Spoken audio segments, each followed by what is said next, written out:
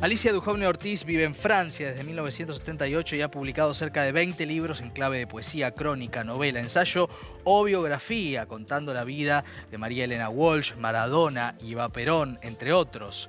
Cronista de dos mundos, su último libro es un muestrario de su pasión periodística.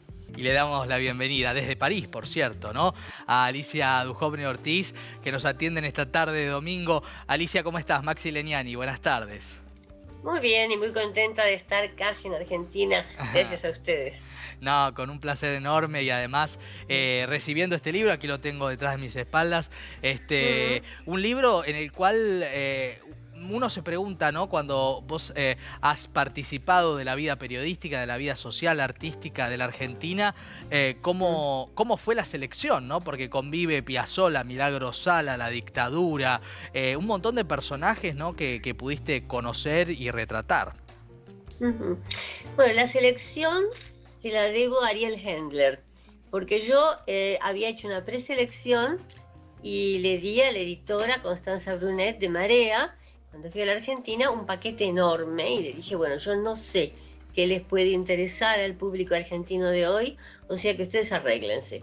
Bueno, pasaron 2 años porque en el medio vino el COVID y apareció Ariel Hendler, que hizo una selección de un rigor y de una sensibilidad, yo le agradezco en el libro, porque a mí misma me hizo comprender cosas de ese trabajo periodístico y de aquellos años, ¿no? Entonces, él decidió empezar con Piazzolla, efectivamente es del año 69, sí, y el libro llega hasta el 2021, pero de pronto se le ocurrían cosas realmente muy sensibles. Él decidió, porque además yo le di el poder, la editora también, y se lo merecía, terminar el libro con un texto que yo publiqué en una revista, ni siquiera me acordaba del año, sobre el tango, que se llama El tesoro de la incertidumbre. Sí, a eso iba a querer preguntarte, porque sí, es claro, maravilloso ese título y dialoga mucho sí, con el oficio del periodista y del escritor, ¿no? Convivir claro, con la duda y la incertidumbre, ¿no? con el oficio de vivir, con el oficio de ser un ser humano, porque no tenemos certezas absolutas, por suerte, y que el tango exprese eso. En el movimiento del tango, en el movimiento de los bailarines, siempre hay un estarse por ir, escaparse. Es una danza de exilio y es un tango de exilio. Claro. Bueno, y empiezo el libro, o Ariel empezó mi libro, con Piazzolla, porque fue el año 69 en el que se estrenó La balada para un loco, claro, que fue una tormenta, porque se creó una verdadera polémica sobre si era tango o no. Claro, entonces, fueron chiflados, ¿no?, ellos en Luna Park. Claro, fueron chiflados y bueno, un gran tanguero le dijo, no es un tango, es un tangazo. Yo esperaba que Piazzolla me diera argumentos muy cultos, porque era un gran músico. No, me hablaba de una forma muy simple y estaba absolutamente feliz porque era la primera vez que lo aceptaban como tanguero. Claro. Hasta ese momento era una rara avis, era alguien que no se sabía muy bien en dónde estaba. Claro, y eso fue la pugna de su vida, ¿no? Ser aceptado, ser considerado parte, claro, de la evolución, sí, del tango también. Y Alicia, quiero preguntarte en relación a esta frase, el tesoro de la incertidumbre, este título que vos ponés, respecto del oficio, ¿no?, de la escritura, de la crónica, del periodismo en general. ¿Cómo definís al oficio, a tu oficio? Claro, es hurgar por detrás de la realidad, de la supuesta realidad, o de las infinitas realidades. Tratar, si se trata de una entrevista, de escuchar lo que no se dice. Es todo un oficio, efectivamente. Qué es lo que pasa por detrás y qué es lo que no se dice, y que entonces yo, al entrevistar a alguien, tengo que oír. La entrevista más importante que hice en mi vida, yo pongo en el prólogo que después de eso, de haber escrito la entrevista a Juan L. Ortiz, el poeta de Entre Ríos, de Paraná, me podía morir tranquila. Sí, así es. Porque salió en La Opinión esa nota, nos permitían escribir muy largo en el suplemento cultural, eran verdaderas sábanas. Entonces el director del suplemento de la Gregorich me dijo, mira, está muy viejo, anda y quédate en Paraná todo lo que sea necesario. Y efectivamente yo no le podía hacer una entrevista a Juan L. Ortiz normal, pregunta-respuesta, sino que lo tenía que dejar fluir. Y él era un hombre de río, toda su poesía es poesía de río. Claro, el Paraná, además la casa, una casita estrecha, como todo lo suyo, estrecho y angosto, como eran las tiritas de papel de seda en la que escribía con plumín y tinta china, hasta que sus discípulos le pidieron por favor que escribiera en una máquina normal, pero él le hizo cambiar los tipos para que fueran minúsculos. Bueno, esta casita estrecha, angosta, al lado de la barranca del Paraná, y estábamos en el jardín y él hablaba con ese tonito entrerriano, con las zetas y con muchas i, hablaba así, hay muchas i en sus versos, y él me decía, sí, hay muchas i, porque para los chinos es un sonido cristalino, la i, y para el guaraní también. Claro. Bueno, yo le escuchaba la respiración y en la nota conservé la respiración y el cantito. Él hablaba y de repente hacía y eso yo se lo pude conservar en la nota. Es decir que para mí fue un encuentro importantísimo para mi vida personal y el encuentro más impresionante con un poeta porque pude entrar en la respiración de Juan L. Qué bárbaro, qué maravilla, que es ese objetivo tan fundamental para la poesía.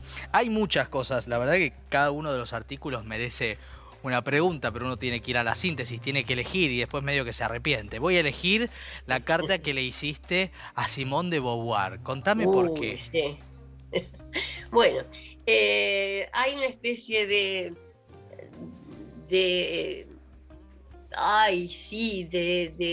no de rabia, pero bueno, sí, creo que es una carta muy, muy, muy crítica y de conflicto con mi mamá, porque mi mamá, Alicia Ortiz, era una escritora feminista y me educó en los sagrados principios del feminismo de Simone de Beauvoir.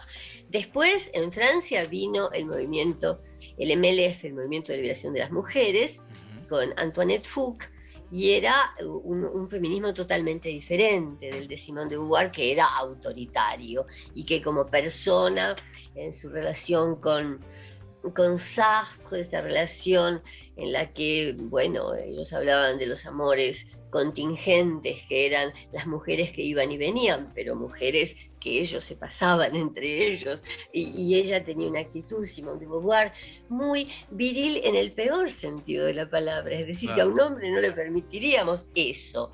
Bueno, yo creo que lo doy con un caño durante toda la carta porque realmente tenía muchísimas ganas de hacerlo y termino agradeciéndole todo lo que hizo por las mujeres, lo cual también yo creo que es justo. Es muy lindo además, es muy linda esa sinceridad. También hay un capítulo respecto de convicción, ¿no? Del Corriere della Masera, como se llamó acá, claro, a ese espacio de la gráfica en el cual la persecución era, digamos, estaba tapada, pero existía y estaba Masera detrás de Convicción, ¿no? Vale la pena recordar. Claro, le llamábamos el Corriere della Masera. El que no quería saber quién estaba detrás realmente era porque no tenía ganas de saber o porque, bueno, estábamos en la opinión.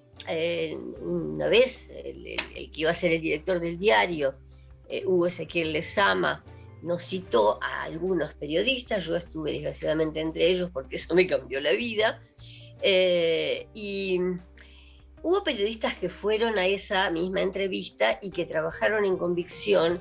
Y no los critico porque en mi entrevista personal, eso me lo dijeron después mucho, el gordo Lezama se deschavó. Es decir, que se mostró tan abiertamente como el policía malo, ¿no? Él jugaba al policía bueno y al policía malo, pero tan abiertamente.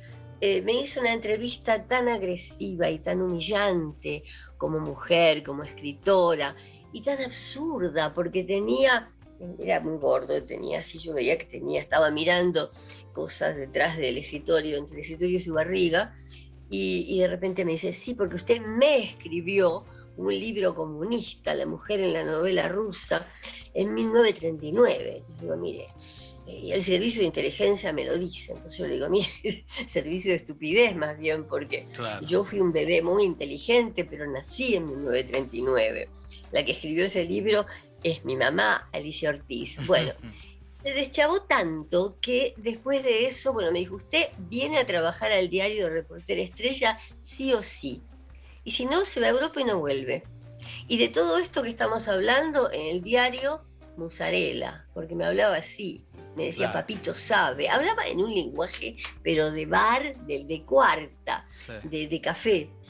Bueno, yo llegué Te al mató. diario, evidentemente conté todo, como para que los que todavía dudaban sobre quién estaba detrás de ese diario lo supieran. Lezama era el empleado de Macera, y en ese momento yo decidí que no me podía quedar, que no podía trabajar en un lugar donde se me maltrataba. Pensaba, si me trata así para tomarme de reportera estrella, ¿qué sería si me metiera en la ESMA? Por otra parte, cuando llegué a Claro. París, hablé con el que fue dirigente, militante, montonero, Alberto Girondo, que me dijo, pero obvio que no te podías quedar,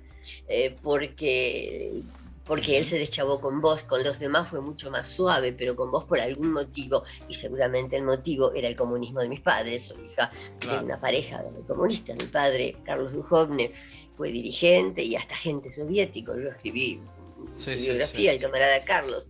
Bueno, supongo que ahí el servicio de inteligencia le debe haber dicho la precisa a Lezama. Yo no me podía quedar en ese diario y no me podía quedar en el país después de eso. Total.